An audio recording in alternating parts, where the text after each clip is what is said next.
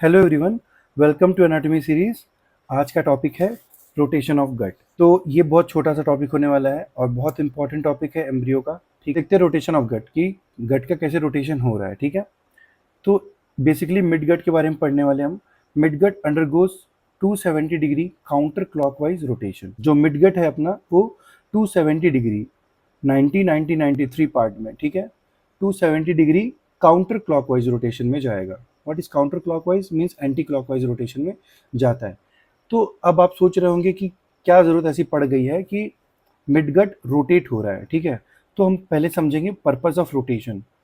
तो रोटेशन इसलिए हो रहा है ताकि हम जो स्ट्रक्चर्स है ना उनको हम एकोमोडेट कर सके अपनी एब्डोमिनल कैविटी में, to accommodate herniated midgut loop in the small abdominal cavity. हमारी जो एब्डोमिनल कैविटी है वो स्मॉल है, ठीक है, उसमें लंबा सा लार्ज इंटेस्टाइन है, हमारे पास लंबा सा स्मॉल इंटेस्टाइन है।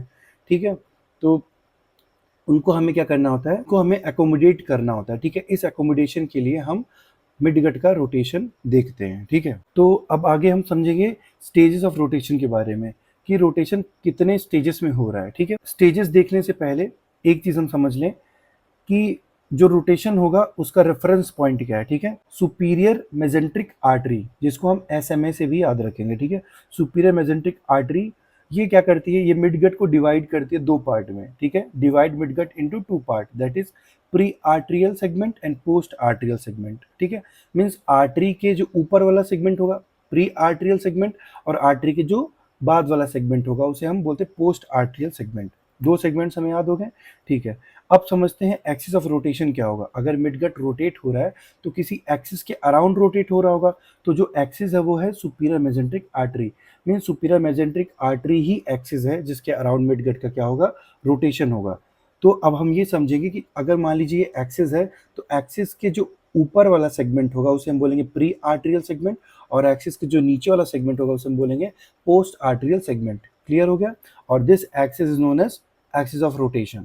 मेन रोटेशन देखने से पहले एक चीज हम समझ लेते हैं, before rotation pre arterial segment, किसे हम प्री आर्टरियल सेगमेंट बोलेंगे और किसे हम पोस्ट आर्टरियल सेगमेंट बोलेंगे। ठीक है, प्री आर्टरियल सेगमेंट्स हम उन स्ट्रक्चर्स को बोल रहे हैं जो स्ट्रक्चर सुपीरियर मेजेंट्रिक आर्टरी के क्रैनियल एंड पे प्रेजेंट होंगे। ठीक है, अगर हम इस स्ट्रक्चर को देखें, लेट से कि हमारी ये बीच वाली सुपीरियर मेजेंट्रिक आर्टरी है, तो ऊपर वाला जो पोर्शन होगा उसको हम क्रैनियल एंड बोल रहे हैं, तो ये हो गया प्री आर्टरियल सेगमेंट। ठीक है, और जो कॉर्डल पोर्शन है, ये वाला पोर्शन कॉर्डल है, जिसको हम बोल रहे हैं post arterial segment. Means superior mesenteric artery इन्हीं दो सेगमेंट्स को क्या करिए, डिवाइड कर रही है। ठीक है, तो रोटेशन का पहला पॉइंट समझते हैं, फर्स्ट 90 डिग्री रोटेशन। ठीक है, तो देखिए क्या होगा, midgut rotate 90 degree counter clockwise. ठीक है, जो मिडगट होगा वो 90 डिग्री एंटी क्लॉकवाइज रोटेट करेगा, किसके around, around superior mesenteric artery. ठीक है, सुपीरियर मेजेंट्रिक आर्टरी के अराउंड वो 90 डिग्री एंटी क्लॉकवाइज रोटेट करेगा। तो जो रोटेशन होता है वो रोटेशन क्या करेगा, rotation brings pre arterial segment to the right side and post arterial segment to the left side. ठीक है, देखिए हमें पहले कुछ इनिशियली ऐसे मिल रहा था। ठीक है, जिसमें हमें बीच में सुपीरियर मेजेंट्रिक आर्टरी देखने को मिल रही है, ऊपर की तरफ हमें क्रैनियल एंड की तरफ प्री आर्टरियल सेगमेंट देखने को मिल रहा है, और क्वाड्रा एंड की तरफ हमें पोस्ट आर्टरियल सेगमेंट देखने को मिल रहा है। जब midgut 90 degree anti clockwise rotate करा, देखिए ना एंटी क्लॉकवाइज रोटेशन हो रहा है ना, एंटी क्लॉकवाइज रोटेशन हो रहा है। तो जब मिडगट एंटी क्लॉकवाइज रोटेट करेगा 90 डिग्री, तो ऑब्वियसली ये स्ट्रक्चर यहाँ प्रेजेंट हो जाएगा और ये स्ट्रक्चर यहाँ प्रेजेंट हो जाएगा। ठीक है, तो जो प्री आर्टरियल सेगमेंट है वो किस साइड आ गया, राइट साइड आ गया, और जो पोस्ट आर्टरियल सेगमेंट है वो किस साइड चला जाएगा, लेफ्ट साइड चला जाएगा। ठीक है, तो यहाँ तक आपको क्लियर हो गया होगा। बाद हम देखेंगे सेकंड 90 डिग्री रोटेशन, जो दूसरा रोटेशन हो रहा है वो भी 90 डिग्री का है। जो प्री आर्टरियल सेगमेंट है वो क्या होगा, इलोंगेट होगा। ठीक है, तो ये जो प्री आर्टरियल सेगमेंट है, ठीक है, ये इलोंगेट होगा।